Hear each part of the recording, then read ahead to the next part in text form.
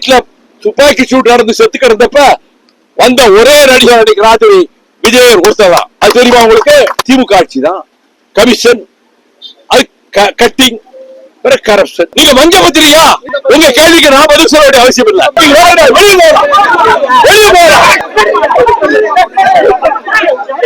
தந்தை பெரியாரை இன்றைக்கு நெஞ்சிலே வைத்து போட்டுகிறவன் அறிஞர் அண்ணாவினுடைய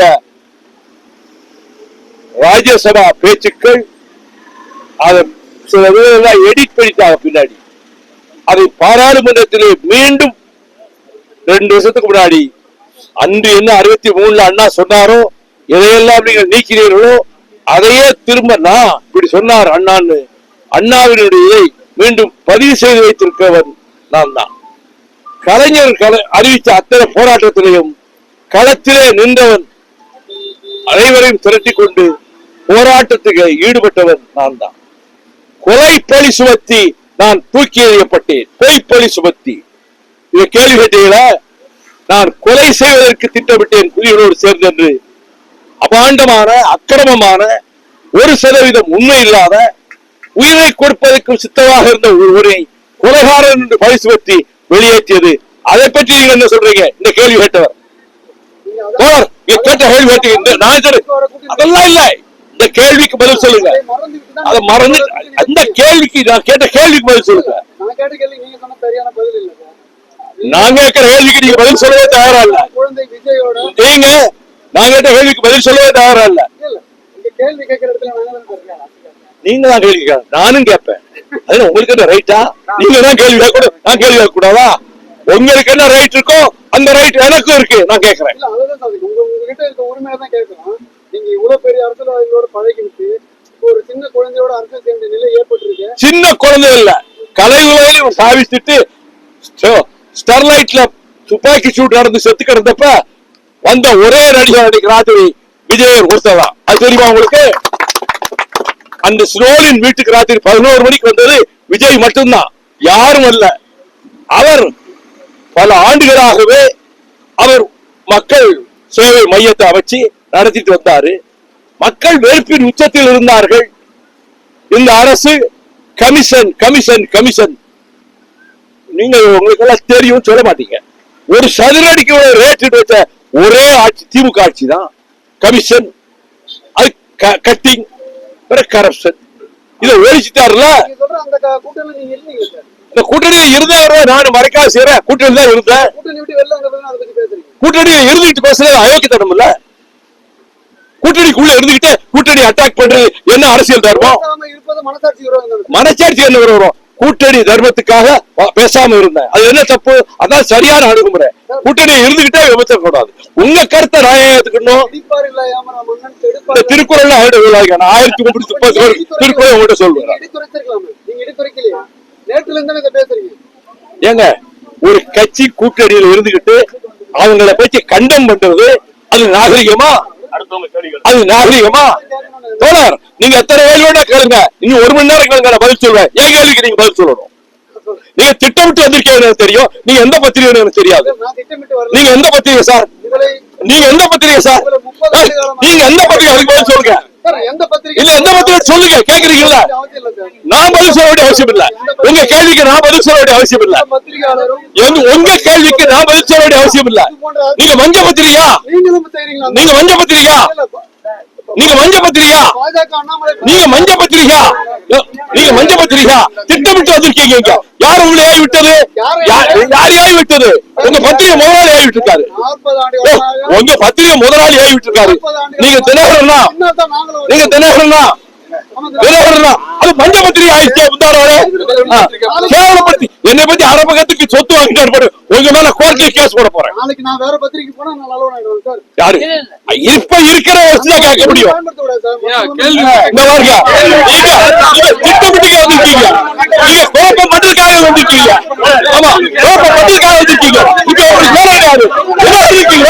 வெளியே போறா, வெளியே போறா,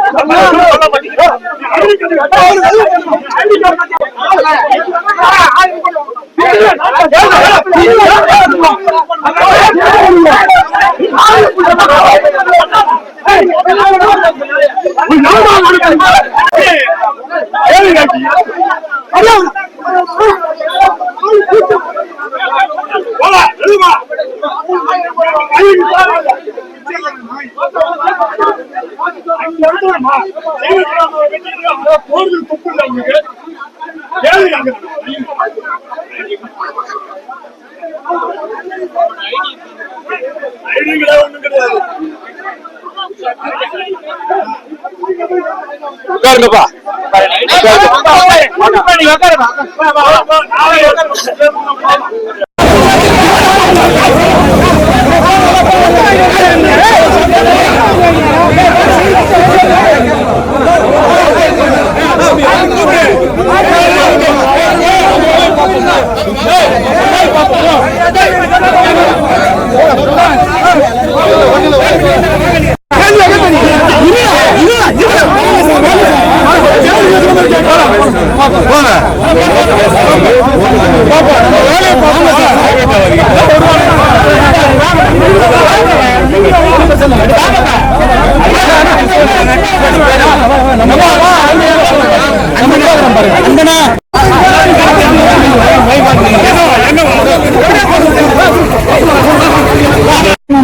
சார் இப்ப இருக்கிற அந்த வார்த்தை நீங்க பயன்படுத்த கூடாது சார். மொத்தம் நீங்க